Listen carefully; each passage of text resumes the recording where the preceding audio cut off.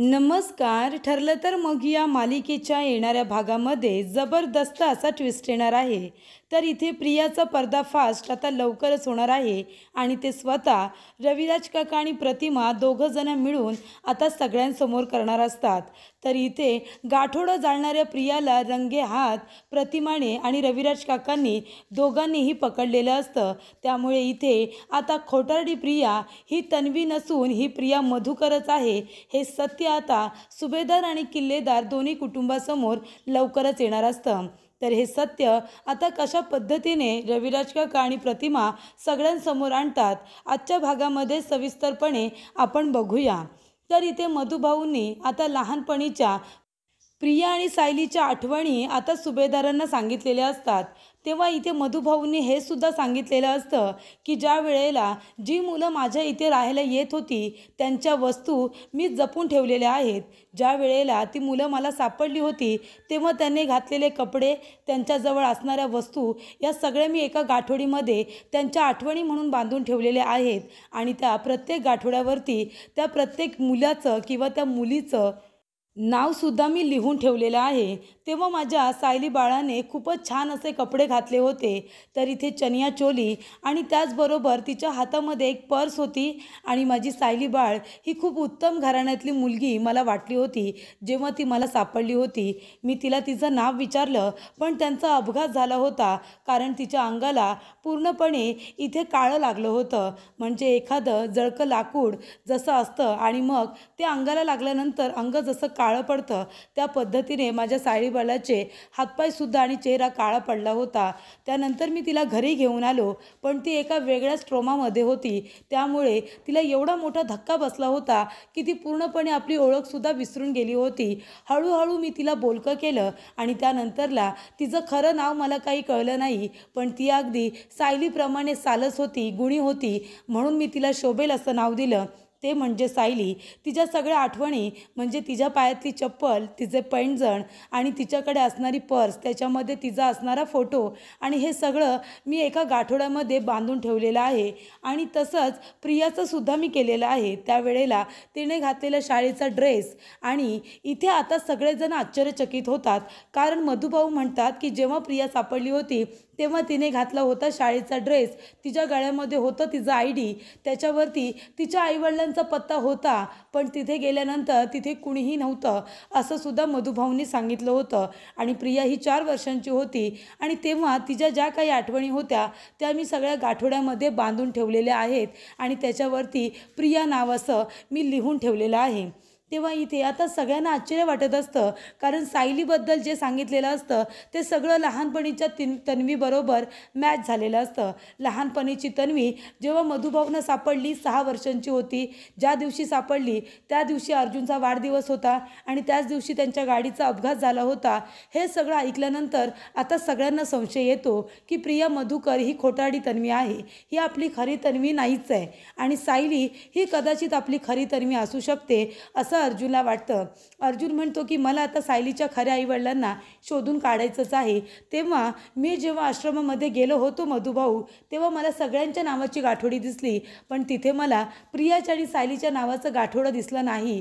तेव्हा मधुभाऊ म्हणतात हे कसं शक्य आहे, त्या दोघींच्या नावाची गाठोडी तर अगदी मी पहिलीच बनवली होती. तेव्हा इथे आता अर्जुनला संशय येतो की नक्कीच काहीतरी गडबड आहे आणि सायलीचं गाठोडं हे गायब झालेलं आहे. म्हणजे प्रियाचं गाठोडं एक वेळ गायब होऊ शकतं पण सायलीचं कसं काय. त्यानंतरला प्रिया आता खूपच जास्त घाबरते कारण मधुभाऊंनी सत्याचा उलगडा सगळ्यांसमोर केलेला असतो. सगळेजण आता प्रियाकडे संशयाने बघत असतात. नक्की ही तन्वी आहे ना की आमची सायलीच आमची तन्वी आहे. अर्जुनला तर आता असंच वाटत असतं की माझी सायलीच कदाचित तन्वी आहे आणि मी ज्या मुलीबरोबर लग्न केलं आहे पूर्णाजीची इच्छासुद्धा पूर्ण झालेली आहे. तिने प्रतिमा आत्याला दिलेलं वचन हे पूर्ण होऊ शकतं. जर माझी सायली तन्वी असेल तर मी खऱ्या तन्वीबरोबरच लग्न केलं आहे असं अर्जुनला आता वाटतं. तेव्हा तो म्हणतो की सिनियर, ज्या वेळेला प्रिया तुझ्याकडे आली होती म्हणजे ही तन्वी तुझ्याकडे आली होती त्यावेळेला तिने जे जे पुरावे तुला दाखवले आणि तुला कन्व्हिन्स केलं की मीच तुमची मुलगी आहे आणि सिनियर तू कन्व्हिन्स झालास ते सगळे पुरावे तू मधुभाऊंना दाखव. मग मधुभाऊ सांगतील की ते खरे पुरावे कुणाचे आहेत, प्रियाचे आहेत की सायलीचे आहेत. मग तर आपला विश्वास बसेल ना. कारण लहानपणी जेव्हा तुम्ही सायली किंवा प्रियाला बघितलं तेव्हा त्या लहान होत्या. म्हणजे आता आपली तन्वी जेव्हा हरवली ती 6 वर्षांची होती, पण नंतर त्यांचं मोठेपण सगळं हे मधुभाऊंनी जवळून बघितलेलं आहे. तेव्हा त्यांना बरोबर माहिती आहे कुणाची वस्तू ही त्यावेळेला कुठली होती. तेव्हा तुला ज्या ज्या वस्तू तन्वीने दाखवल्या त्या सगळ्या मधुभाऊंनी सुद्धा बघितल्या पाहिजेत. मग त्यांना कळेल की त्या वस्तू बरोबर प्रियाने तिच्याच दाखवल्या होत्या की सायलीच्या वस्तू दाखवल्या होत्या, ते सुद्धा आपल्याला कळायला पाहिजे ना, हो की नाही पूर्णाजी? तेव्हा पूर्णाजी म्हणते की अर्जुन तू बरोबर बोलतोयस, माझा तर या मुलीवरती आता विश्वास नाही आहे. कारण जी मुलगी 2 लग्न झालेल्या नवरा बायकोला एकमेकांपासून वेगळं करू शकते त्या मुलीवरती मी काही विश्वास ठेवू शकत नाही आता. तेव्हा इथे रविराज काकांना तर आधीपासूनच आता प्रियाचं वागणं बोलणं हे खटकत असतं आणि प्रतिमा आत्याला सुद्धा. पण आता आई म्हणून ती थोडंसं मागे घेत असते. पण इथे रविराज काका म्हणतात की ठीक आहे तन्वी, तू जे काही मला दाखवले होतेस ना पुरावे, सगळे आपण मधुभाऊंना उद्या इथे आणून दाखवायचे, नाहीतर मधुभाऊंना आपल्या घरी बोलावूया, असं रविराज काका ठामपणे तिला सांगतात. प्रियाचा चेहरा बघून आता सगळ्यांना कळलेलं असतं की प्रिया काहीतरी लपवण्याचा प्रयत्न करते. त्यामुळे इथे आता सगळेजण विचार करत असतात की सायली, तू जेव्हा मधुभाऊंना सापडलीस तेव्हाचं जे काही वर्णन आम्हाला मधुभाऊंनी सांगितलं ना, ते सगळं लहानपणीच्या तन्वीबरोबर अगदी हुबेहूब मॅच होतंय गं. म्हणजे तू जर एवढ्या चांगल्या घरातली मुलगी मधुभाऊंना वाटलीस, याचा अर्थ तुझे आईवडील श्रीमंतच असतील. कदाचित ते रविराज भाऊजी आणि प्रतिमासुद्धा असू शकतात. कदाचित तूच खरी तन्वी असशील तर, असं कल्पना म्हणत असते. असं अर्जुन म्हणत असतो की मला तर वाटतंय सायलीच तन्वी आहे. सगळेजण आता तोच विचार करत असतात. तेव्हा इथे मधुभाऊ म्हणतात मला बघू दे खरं, कारण माझ्या सायली बाळाचं गाठोडं तुम्ही म्हणता जावई बापू की तिथे नाही आहे. मग ह्या प्रियाने काही घोटाळा तर केलेला नाही आहे, कारण तिला लहानपणापासून सगळी सायलीला आवडणारी वस्तू असू दे, व्यक्ती असू दे, तिला सगळं हिसकावून पाहिजे असायचं. तिच्या आवडीचं, तिच्या हक्काचं सगळं या प्रियाला लहानपणापासूनच हवं असायचं. माझ्या सायलीला कधी मनाप्रमाणे तिने राहू दिलं नाही. प्रिया आता घरी येते, खूप जास्त विचारात असते. रविराज काका टेन्शनमध्ये असतात, प्रतिमासुद्धा टेन्शनमध्ये असते. प्रियाचं वागणं बोलणं बदललेलं असतं. तिची बॉडी लँग्वेज पूर्णपणे चेंज झालेली असते. ती घाबरलेली असते.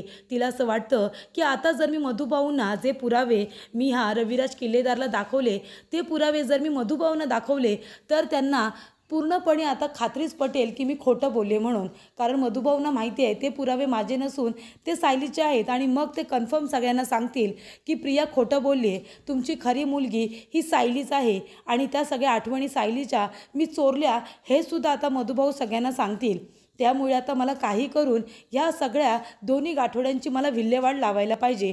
कारण माझं गाठोडं जरी राहिलं तरीसुद्धा मधुभाऊ ओळखतील की हे गाठोडं प्रियाचं आहे. आणि सायलीचं गाठोडं ठेवलं तर मी ज्या आठवणी, जे पुरावे सगळ्यांना दाखवले हे कन्व्हिन्स करण्यासाठी की मी तन्वी आहे, ते पुरावे माझे नसून ते सायलीचे आहेत, हे सुद्धा मधुभाऊ सगळ्यांना सांगतील. मधुभाऊंनी आता मला कात्रीतच पकडलेली आहे.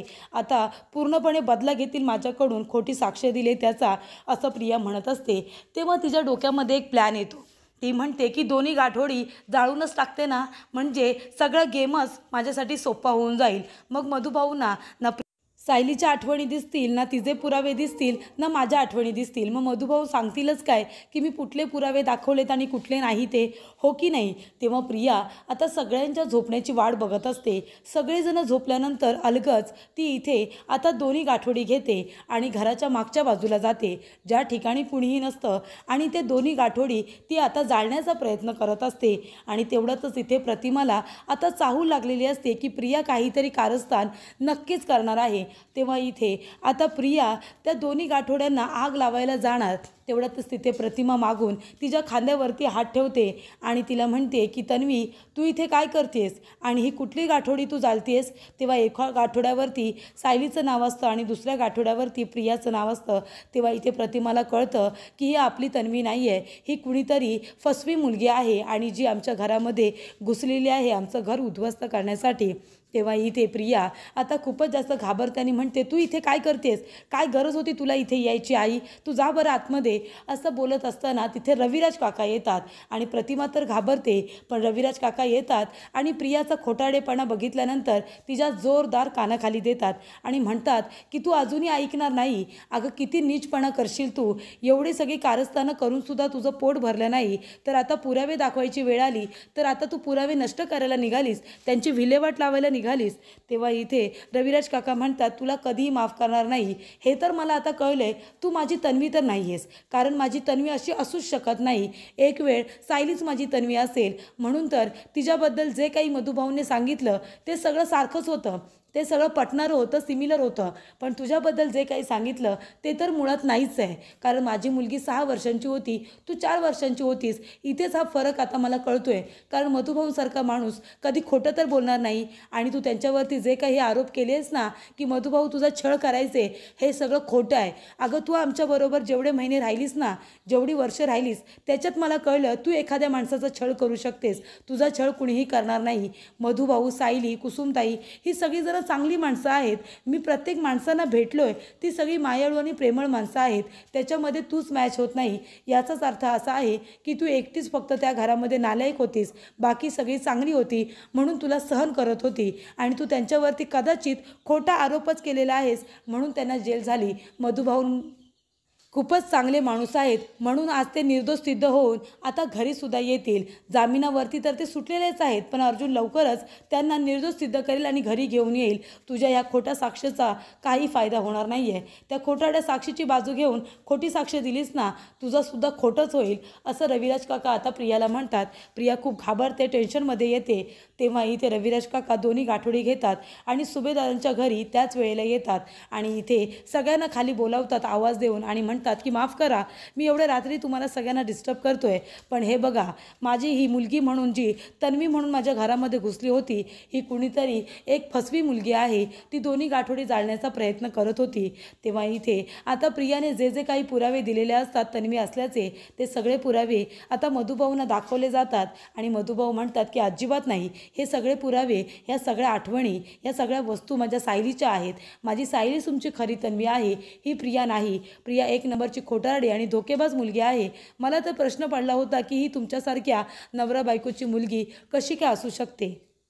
तर इथे आज माझा संशय खरा ठरला की ही तुमची मुलगी नाहीच आहे, तर सायली तुमची मुलगी आहे, कारण या सगळ्या वस्तू, या सगळ्या आठवणी माझ्या सायलीच्या आहेत. आणि तुम्ही म्हणताय ना की पायावरती तुळशीपत्राची खून आहे, तर जन्मखून माझ्या सायली बाळाच्या आहे. प्रियाच्या पायावरती कुठलीही तुळशीपत्राची खून नाही आहे. तिने ते काहीतरी कारस्थान केलं असेल, खोटी खून वगैरे तिने तयार केली असेल, असं सुद्धा मधुभाऊ म्हणतात. अशा पद्धतीने इथे मधुभाऊंनी आता प्रियाचा खरा चेहरा सगळ्यांच्या समोर मधुभाऊने आणलेला असतो आणि त्याचबरोबर ह्यासुद्धा सत्याचा उलगडा केलेला असतो की इथे रविराज काकांची खरी मुलगी ही सायलीच आहे. त्यामुळे आता खऱ्या तन्वीबरोबरच अर्जुनचं लग्न झालं आहे आणि आपल्याला जशी नात हवी होती, जशी नाचून हवी होती, जशी मुलगी हवी होती, ती आपली सायलीच आहे, हे सत्यसुद्धा आता सगळ्यांना कळलेलं असतं. आणि सायली खरी तन्वी आहे हे कळल्यानंतर आता सुभेदारांबरोबर किल्लेदारांनासुद्धा खूप जास्त आनंद झालेला असतो. आणि त्याचबरोबर इथे अर्जुनने आता प्रियाला तिच्या गुन्ह्यासाठी शिक्षासुद्धा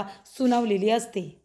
तर इथे प्रियाला आता जेलमध्ये टाकण्याचा निर्णय हा रविराज काका, अर्जुन, त्याचबरोबर पूर्णाजीने सुद्धा घेतलेला असतो आणि ती लवकरच आता जेलमध्ये जाणार असते.